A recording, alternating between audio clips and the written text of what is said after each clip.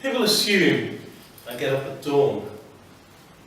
Sometimes, when the lamps flicker on, a glimmer of false light that precedes the real thing by at least an hour, I wish that were true. But at this, my favourite time of year, it is not such a hardship. It's during the summer months that I start to feel sleep deprived, the days of work too long, the nights of sleep far too short. Whatever the season, I eat a simple breakfast, a high energy, slow release sort of thing, before I descend to the stables. It's still quiet, but at my approach there's a faint snicker as one or more of the horses stir. It's usually Bronte. A subterranean rumble to her breathing. But by the time I slide back the bolts, all four are awake, expectant. They're eager to be up and running. For them, the long winter nights are no great boon. To each his and her own, I say. Good morning, Ethos, I softly call. Good morning, Stero. I lower a sack of oats from my shoulder. The same oats I ate earlier, though my four horses, 2 male, 2 female, the males taking the trace, the females the yoke, my 4 horses prefer their oats raw. Eos nuzzles at me, trying to make me spill more than my fair share, but I'm careful that none of them gets more than any other. They must pull away, they must pull equally, they must pull together. Things go awry when they don't, and this is not the day and age for things to go awry. Maybe once I could get away with it, but now any indiscretion would be quickly spotted and cause the greatest of turmoil.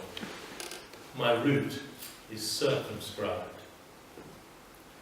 It's good that my horses are so well behaved. The most beautiful horses ever to have lived. I proudly claim, sleek and powerful, they have to be for their unusual load. Intelligent too, far too intelligent sometimes. After they have fed, I take care to brush each of their coats, to comb through their thick manes. I run blunt hands over their fine limbs, making sure they are and remain in good health. Occasionally, and fortunately rarely, one turns lame and I need to borrow a replacement. Those are never good days. Even as I do my work, I worry about leaving a poorly horse behind, untended and alone. I check my watch. It was a gift, a railwayman's pocket watch with large and easy to read numbers, the knob for adjusting the time, protected from accidental knocks. It is the same device that allowed the British railway system to run on time and on schedule. For a while at least. And it serves me the same purpose. Before I had it, before it was invented, no one would notice if I was a few minutes late or a few minutes early, but those times have passed. My comings and goings are written down months, years in advance. Today is the winter solstice, the shortest day of the year. The mares are restless, brimming with too much energy. I slow my brushing, doing my best to calm them. Once each has had equal treatment, I turn my attention to their tack, to the bridles and straps, the reins and the trace. No saddles. These 4 horses pull a chariot. It is the chariot, of course, and not I, that brings the dawn. I leave hitching it to the last minute. Once it is attached, my horses will have no choice but to pull away from it to protect themselves from its fierce heat and light, even at this time of year.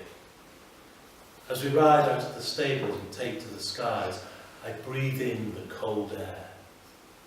You'd have thought a sun god would be used to the heat, would miss it even. But I always enjoy that first crisp gulp, the taste of last night. Today it is scented with wood smoke and heady with the forthcoming festivities. The ones that should really have taken place last night, as they did in olden times, at the very turn of the year. And then we're climbing, soaring, and I must pay close attention to my route.